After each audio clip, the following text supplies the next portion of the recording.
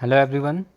In the previous video, we have complete the non-cooperation and खिलाफत movement और साथ ही में मैंने आपको ये भी समझा दिया था कि किस तरह से आपका non cooperation movement called off हुआ था।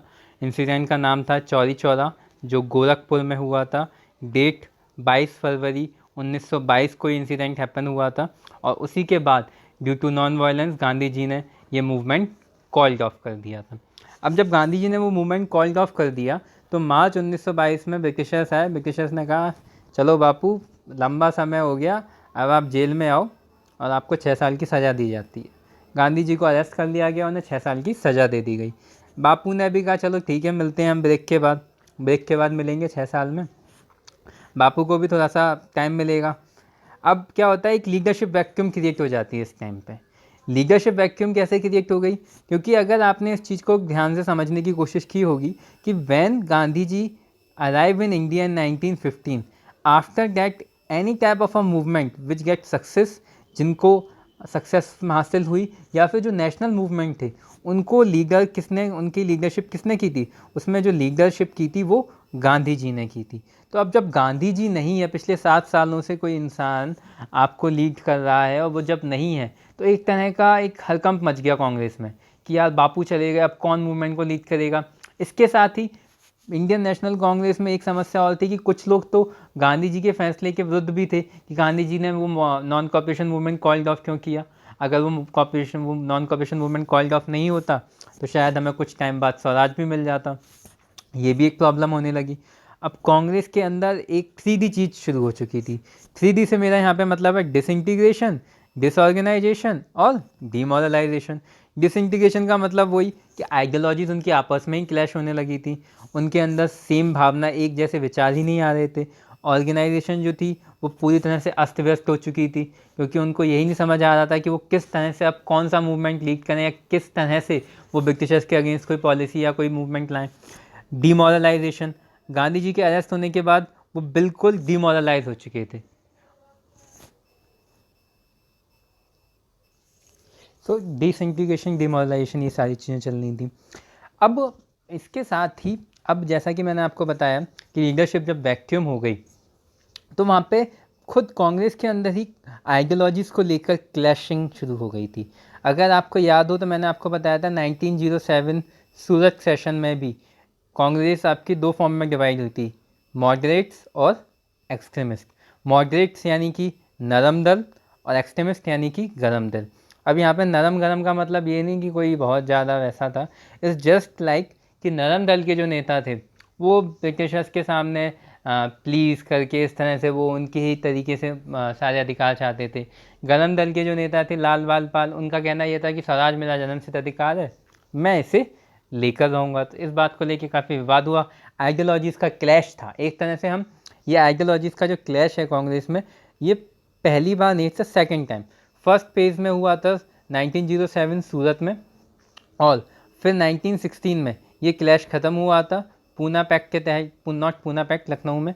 उसके बाद कांग्रेस फिर एक हुई थी और फिर एक बार क्लैश ऑफ आइडियोलॉजीज़ हो रही थी। लेकिन इस बार जो क्लैश ऑफ आइडियोलॉजीज़ हुई इसमें कांग्रेस को डिवाइड नहीं किया, कांग्रेस के अंदर ही रहकर लोगों ने काम किया, उनके आइडियोलॉजीज़ को एक दूसरों ने मतलब लोगों ने समझा। इसके अलावा ये वो टाइम था जब रिसर्जेंस ऑफ रिवॉल्यूशनरी टेररिज्म, इसी टाइम पे अगर आप याद करें तो 1922 से लेकर 1928 का ये वही समय जब सरदार भगत सिंह, सुखदेव, राजगुरु, चंद्रशेखर आज़ाद जैसे रिवॉल्यूशनरी लीडर्स आपको नज़र आने लगते हैं। क्यों? क्योंकि अब बिल्कुल वैक्यूम हो चुका था, किसी भी तरह का कोई मूवमेंट इंडिया में हो नहीं रहा था। तो ऐसे टाइम पर ये जो यंग ब्लड थे इनको ये विश्वास था कि अब इंडिया को आज़ादी सिर्फ रिवॉल्यूशन के तहत ही मिल सकती है। गांधी जी के नॉन कॉपरेशन के मूवमेंट के बाद इन लोगों को काफ़ी ज़्यादा निराशा हुई थी और इनको बिलीव ख़त्म हो चुका था गांधीयन स्टाइल ऑफ मूवमेंट में।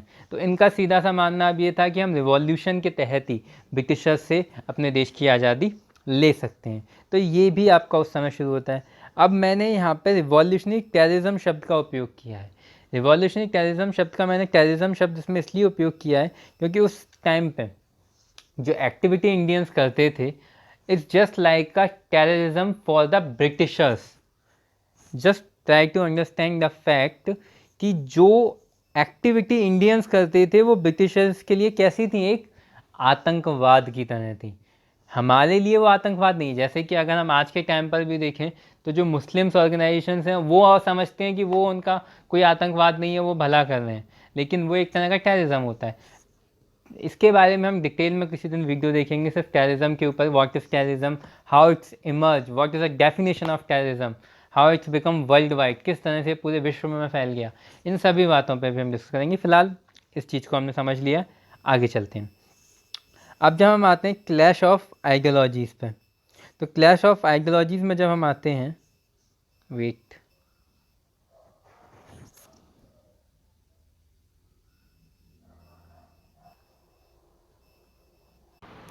हमने स्वराजिस्ट एंड नो चेंजर्स को जब देख लिया, तो अब स्वराजिस्ट से नो चेंजर्स ने कुछ क्वेश्चनिंग की, उन्होंने आर्ग्यूमेंट की कि आप ये बात बताइए, आप वहाँ जाना क्यों चाहते हैं, आपको वहाँ जाके क्या फ़ायदा होगा। तो स्वराजिस्ट ने कहा कि ऐसा नहीं है कि अगर हम स्वराजिस्ट ने कहा कि अगर हम काउंसिल में चले जाएंगे तो हम अपने नॉन कोऑपरेशन प्रोग्राम से बिल्कुल दूरी बना लेंगे।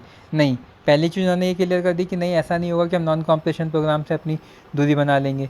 सेकेंड पॉइंट उन्होंने कहा, ये जो पॉलिटिकल वैक्यूम का टाइम चल रहा है, इस समय जो लोग डिमोरलाइज हो चुके हैं, भारत के लोग मूवमेंट के ख़त्म होने के बाद लोगों के अंदर किसी भी तरह की कोई ताकत नहीं बची किसी मूवमेंट को शुरू करने की, ना ही उनके अंदर विश्वास बचा है। तो इसको हम चेंज कर सकते हैं, कि इस तरह से चेंज कर सकते हैं कि जब हम काउंसिल में जाएंगे तो लोगों को जब ये बात समझ में आएगी कि हमारे बीच से ही कुछ लोग काउंसिल में गए हैं, तो हमारा पक्ष रखेंगे, हमारी बात को रखेंगे, तो लोगों के अंदर एक एनर्जेटिक, एक मॉरलिटी आएगी, तो उसका फ़ायदा होगा।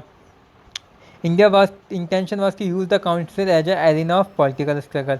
तीसरा पॉइंट उन्होंने ये भी कहा कि हम काउंसिल को एक एरिना की तरह यूज़ करेंगे, यानी कि पॉलिटिकल स्ट्रगल को लेके जो चीज़ें हम रोड से अभी तक अपनी बात पहुंचाते थे, वो अब हम ब्रिटिश काउंसिल से पहुंचाएंगे।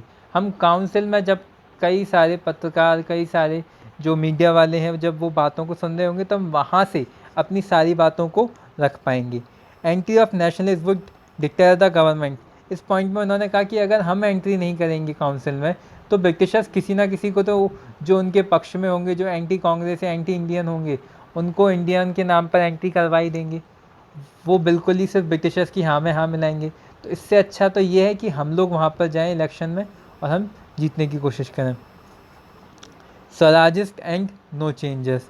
अब स्वराजिस्ट एंड नो चेंजर्स आते हैं। नो चेंजर्स का कहना ये था कि उन्होंने उसका अपोजिशन करना किया कि काउंसिल में आप एंट्री करके कोई फ़ायदा नहीं होगा। एडवोकेट कंसंट्रेशन, इस पर पूरा कोशिश ये कीजिए, कंस्ट्रक्टिव वर्क कीजिए, बॉयकॉट और नॉन कॉपरेशन से ही हमें जीत हासिल होगी। अब नो चेंजर्स में कौन कौन से लीडर्स थे? सी राजगोपालचारी, एम ए अंसारी, राजेंद्र प्रसाद और वल्लभ भाई पटेल। काउंसिल में कौन, सॉरी स्वराजिस्ट में कौन कौन थे? सी आर दास, मोतीलाल नेहरू और अजमल खान। तो ये तीन आपको, ये नाम भी आपको याद रहने चाहिए। स्वराजिस्ट। अब नो चेंजेस के आर्गूमेंट्स क्या थे? Parliament work would lead to neglect of constructive work. उन्होंने कहा कि अगर जब पार्लियामेंट के काम करेंगे तो आप कंस्ट्रक्टिव वर्क, जिससे लोगों से आप कनेक्ट होते हैं, उसको बिल्कुल निगलेक्ट कर देंगे। Constructive work should prepare everyone for the next phase of civil disobedience. अगर हम कंस्ट्रक्टिव वर्क करते रहेंगे, लोगों से मिलते रहेंगे, लोगों के अंदर ये इच्छाएं जागृत करते रहेंगे, तो जो नेक्स्ट फेज जिसमें हमें सिविल डिसोबीडियंस मूवमेंट लॉन्च करना है, उसके लिए हम लोगों को तैयार कर पाएंगे। अब होता क्या है कि दिसंबर 1922 में कांग्रेस का सेशन लगता है। दिसंबर 1922 में जब कांग्रेस का सेशन लगता है, तो जो स्वराजिस्ट होते हैं, उनका जो प्रपोज़ल था काउंसिल में इलेक्शन लड़ने का, उसको निगलेक्ट कर दिया जाता है। हम प्रपोज रिजेक्ट कर दिया, हमारा प्रपोज रिजेक्ट कर दिया, और फॉर्मेशन होती है कांग्रेस खिलाफत स्वराज पार्टी की, और दोबारा से बनती है कांग्रेस में एक डिवीज़न शुरू हो जाता है। देखिए, थोड़ा सा पॉलिटिकल हिस्ट्री को दोबारा से याद करने की कोशिश कीजिए कि 1907 में भी ऐसे ही हुआ। सूरत सेशन चल रहा था, मॉडरेट्स और एक्सट्रीमिस्ट चाहते थे कि उनकी तरफ से कोई सेशन का लीडर बने, लेकिन बना मॉडरेट्स के बीच में, प्रॉब्लम हो गई, डिवीज़न हो गया। 1916 में फिर एक हुए। तो इस टाइम पर भी क्या हुआ 1922 के गया सेशन में, कि जो स्वराजिस्ट का जो उनका प्रपोज़ल था, उसको पूरी तरह से मना कर दिया, हम ये सब नहीं मानेंगे। सी आर दास और मोतीलाल नेहरू, जो स्वराजिस्ट पार्टी के लीडर थे, उन्होंने क्या कर दिया, उन्होंने रिज़ाइन कर दिया, और उन्होंने खुद की एक अलग पार्टी बना ली, जिसका नाम रखा कांग्रेस खिलाफत पार्टी। अब गया में जब ये सेशन हुआ, तो फॉर्मेशन ऑफ कांग्रेस 1900, अब नेक्स्ट क्या हो। अब इस चीज़ का भी डर था कि कहीं दोबारा से 1907 जैसी घटना ना हो जाए, जैसे 1907 में कांग्रेस डिवाइड हो गई, सेम चीज़ ना हो जाए। दोनों ही ये नहीं चाहते थे। हाँ बोलो नेहरू जी, क्या करें, बात करने से ही बात बनती है। राजेंद्र प्रसाद जी ने बोला कि भाई मोतीलाल नेहरू बताओ क्या करें, तो मोतीलाल नेहरू ने कहा कि चलो बात करते हैं, बात करने से ही बात बनती है। फिर इन दोनों ने मिलकर बापू को मिलाया, बापू को लूप में रखा, बापू ने भी इस बात को समझा। पहले तो बापू की एक ये था, उन्होंने भी सिविल काउंसिल में जाने के फैसले का मनाही की, लेकिन फिर बाद में वो उस चीज़ के लिए एग्री हो गए। फिर फाइनल डिसीजन ये लिया गया कि वो जो काउंसिल, जो कांग्रेस का सेशन है, कांग्रेस ने ये स्वराज पार्टी के जो प्रपोज़ल था उसको एक्सेप्ट कर लिया, और वहाँ पर उन्होंने काउंसिल में इलेक्शन लड़ने के लिए उनको रजामंदी दे दी। अब क्या होता है, मार्च 1922 में गांधी जी अरेस्ट हो गए थे, लीडरशिप वैक्यूम थी। 1922 में गांधी जी का कांग्रेस का सेशन होता है, डिफीट होती है स्वराज प्रपोजल की। सितंबर 1923 में कॉम्प्रोमाइज़ हो जाता है, यानी कि ऑलमोस्ट 1 साल का समय लगा था इनको इस चीज़ को कॉम्प्रोमाइज़ करने में। और फिर Swarajists were allowed to contest election as a group within the Congress. Congress में रहते हुए भी उन्हें इलेक्शन लड़ने के जो राइट्स थे वो मिल गए। Swarajists accepted the Congress program, और स्वराजिस ने क्या किया, कांग्रेस के प्रोग्राम को एक्सेप्ट कर लिया। अब गांधी जी का एटीट्यूड क्या था, गांधी जी ने शुरुआत में इसके लिए मना किया, लेकिन बाद में वो भी एग्री हो गए थे। मैं ये स्लाइड आपको बार बार दिखा रहा हूँ जिससे कि आप लोगों को ये चीज़ें याद रहें कि हम क्या क्या देख चुके हैं। हमने इस वीडियो में देखा कि किस तरह से आपका ये खिलाफत और नॉन कॉपरेशन के बीच का जो वैक्यूम पीरियड है उसका हिस्ट्री में आपको बताने की कोशिश कर रहा हूँ। ये बुक में भी नहीं दिया हुआ है, लेकिन आपको समझना है तो आप इसको, मैं आपको एंड में समराइज वे में समझाऊंगा तो आपको सारी चीज़ें याद रहेंगी। आप अभी इसको डिटेल में देखते चलिए। काफ़ी टिपिकल चीज़ें हैं, काफ़ी नॉन इंटरेस्टिंग है, इसलिए भी नॉन इंटरेस्टिंग लगनी क्योंकि इनके बारे में आपने जाना नहीं है, इनके बारे में आपने मूवीज़ में या कहीं पर भी इतना नॉलेज नहीं ली है, तो इसीलिए थोड़ा सा बोरिंग भी टॉपिक लग रहा है। लेकिन इसको एक बार जब जान जाएंगे तो आपको पूरी हिस्ट्री की कहानी, एक पिक्चर बन जाएगी आपके दिमाग में। इसीलिए मैं हर एक पॉइंट इसमें कनेक्ट करता जा रहा हूँ आपका, क्योंकि जब आपके दिमाग में सारे पॉइंट कनेक्ट होंगे, जब सारे डॉट एक दूसरे से कनेक्ट हो जाएंगे, तो आपको हिस्ट्री पूरी याद नहीं हो जाएगी, समझ में आ जाएगी। अब देखिए दोबारा मैं एक बार आपको रिवीजन करा देता हूँ जिससे आपको क्लियर हो जाए। हमने मतलब इस वीडियो की शुरुआत में मैंने आपको बताया कि शुरुआत होती है यहाँ पे मार्च 1922 से, जब गांधी जी को अरेस्ट किया जाता है। उस समय एक वैक्यूम आ जाता है, कांग्रेस भी लीडर्स परेशान थे क्या किया जाए। तो कांग्रेस में जो एक विभाग था उन्होंने कहा कि हम काउंसिल में इलेक्शन लड़ना चाहते हैं। जो काउंसिल में इलेक्शन लड़ना चाहते हैं उनको कहा गया स्वराजिस्ट पार्टी, जो काउंसिल में इलेक्शन नहीं लड़ना चाहते, वो बॉयकॉट को ही फॉलो करना चाहते हैं, उन्हें कहा गया नो चेंजर्स पार्टी। अब कम्युनिस्ट जो काउंसिल या स्वराजिस्ट पार्टी के जो लीडर्स थे वो इलेक्शन फाइट करना चाहते थे। उन्होंने अपने आर्गूमेंट्स दिए कि हम इसलिए इलेक्शन लड़ना चाहते हैं। 1922 के गया के सेशन में दिसंबर में स्वराजिस्ट पार्टी के प्रपोज़ल को पूरी तरह से रिजेक्ट कर दिया गया। फिर क्या हो, दोनों ही लोगों को इस बात का डर था कि कहीं दोबारा से कांग्रेस के बीच में विभाजन ना हो जाए, तो फिर दोनों ने आपस में बात की, स्वराजिस्ट और नो चेंजर्स ने। फिर डिसीजन लिया गया 1 साल बाद कि जो स्वराजिस्ट का प्रपोजल है उसको एक्सेप्ट कर लिया जाए। अब सितंबर 1923 में जब उनके प्रपोजल को एक्सेप्ट कर लिया गया तो नवंबर 1923 में इलेक्शन होते हैं। 141 सीटें में से कांग्रेस को 41 सीटें जीतने को मिलती हैं, जो एक बिल्कुल क्लियर मेजोरिटी थी वहाँ पर। स्वराजिस्ट एंड नो चेंजेस, अब नो चेंजेस इसके पॉजिटिव क्या होते हैं। एक तो ये पॉलिटिकल वैक्यूम को भरेगा, स्वराजिस्ट ने कहा। विट्ठल भाई पटेल जो उस समय स्पीकर थे और जो सरदार वल्लभ भाई पटेल के बड़े भाई भी थे वो उस समय स्पीकर थे, यानी कि अगर आपसे सवाल पूछा जाए who was the first speaker, who was the first Indian speaker of legislative assembly, तो आप किसका नाम लिखेंगे, Vitthal bhai Patel. Agitated through powerful speeches, Congress के लोगों ने काउंसिल में जाके काफ़ी अच्छी अच्छी स्पीचेस दी और लोगों को अपने प्रति आकर्षित किया कि किस तरह से वो मूवमेंट को चालू रख सकते हैं। Out voted the government several times, कई बार उन्होंने गवर्नमेंट का बिल्कुल उनके नियमों का साफ साफ विरोध भी किया। उन्हीं में से एक था public safety bill. Public safety bill वो 1928 में लेकर आए थे, जिसमें ये था कि जो भी फॉरेनर्स इंडियंस की हेल्प कर रहे हैं उन सभी फॉरेनर्स को भारत से डिपोर्ट, यानी कि भारत से बाहर कर दिया जाएगा। अगर कोई भी फॉरेनर भारत की मदद करेगा तो उसे भारत से बाहर भेज दिया जाएगा। तो ये सारी चीज़ें जो थी ये आपकी 1922 से लेकर 1928 के बीच में चल रही थी। और इसी तरह से पॉलिटिकल वैक्यूम को फिल करने का काम कर रहे थे। नेक्स्ट वीडियो में मैं आपको रिवॉल्यूशनरीज़ के बारे में बताऊंगा कि कैसे इसी टाइम में, जहाँ पर ये तो हमने देखा 1922 से 1928 के बीच में कांग्रेस ने क्या किया, अगले वीडियो में मैं आपको बताऊंगा 1922 से 1928 के बीच में रिवॉल्यूशनरीज़ ने क्या क्या किया।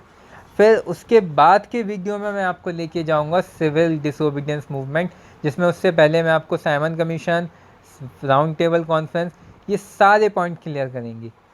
आई होप आप लोगों को ये वीडियो पसंद आया होगा।